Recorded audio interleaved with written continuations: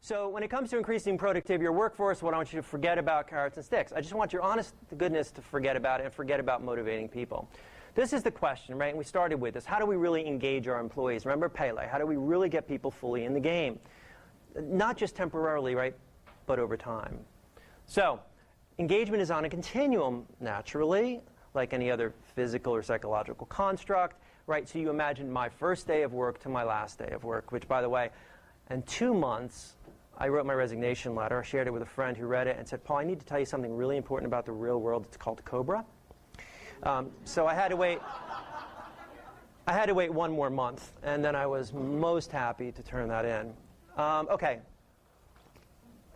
Let's talk about it in levels of engagement, though. So what I want you to think about is 5 buckets. Those that are actively disengaged, opportunistic, engaged, and actively engaged. I like to describe it like this. Again, in terms of the playing field of your life and your employees and your staff, I want you to think about folks who may fall into these categories. So those that are actively disengaged are the people that are creating the messes in your college, right? These are the people that, are literally spilling coffee at the coffee machine and not cleaning it up. Right? These are the people that are creating the messes. It may be because they're giving misinformation to people, right, to one another, to clients. These are definitely the people that are saying what a terrible supervisor you are and what a terrible place this is to work, committing fraud in some way. By the way, these people aren't hiding. Everybody knows who they are. And most organizations, in my research, has about 1% to 2% of these individuals.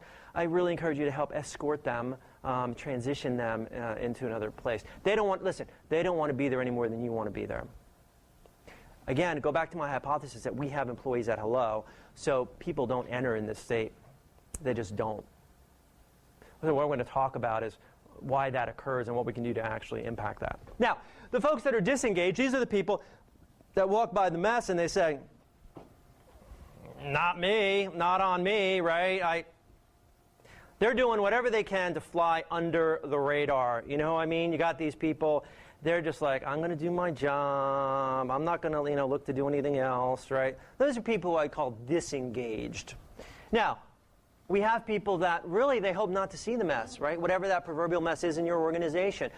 But if there's something in it for them, then they're motivated to engage. So I'm walking by, Esther. I see Esther struggling. And then all of a sudden I see Dr. Thornton. I go, oh, hey, I was just going to help Esther out because I'm a really good citizen, right? There's something in it for me. I'm going to end up looking good. Now, engaged people. These are the people that, they clean up the mess. They help people out. They want to deliver great customer service. They're your everyday, solid employees that are really contributing. And then there are these really fantastic, special, wonderful people, everyone in this room, that are really actively engaged. And these are the people that not only fix the messes, they actually do things to help prevent them. I'll give you a recent example. Last week I was in Singapore. And I'm vegetarian. And on the flight out, from there to China, it's only 16 hours in coach. I've ordered a vegetarian meal. Okay. You know where this story is going. So doesn't get it. All right. So this is not new for me. I forgot to pack goodies, but okay. So it's a long flight not to eat. So the guy, the agent was a very nice guy. He went, let me see what I can get you. Wanted to take care of me. Okay. That's an engaged person. Now, on the way back, after I had my assistant call, reconfirm for the 3rd time, blah, blah, blah, no vegetarian meal. Now, this is what happened this time. This individual not only apologized profusely and ended up getting me a very nice meal put together, he actually said to me, this is really unacceptable for our customers. And you're not the first person that this has happened to. So, first of all, he gives me some sort of a card that is an apology card, a couple thousand miles for my troubles. And then he says, as soon as we land, I am going to contact my supervisor, and I'm going to tell him we need to fix this problem. That's what actively engaged looks like, right? The proverbial, an employee comes in, there's water on the floor, they clean it up, they come in the next day, they clean it up, right? And then an employee comes in and fixes the leak in the ceiling, right? That's the actively. So do you have situations right now where maybe you're correcting issues, right? A customer of some sort has a problem, could be an internal customer, by the way, and you're kind of tolerant, you're putting Band-Aids on it, and then you have somebody who says, you know what, I want to fix this problem. Look, these are the people that are going to have your organization win. No organization ever won by having people on the left side of this.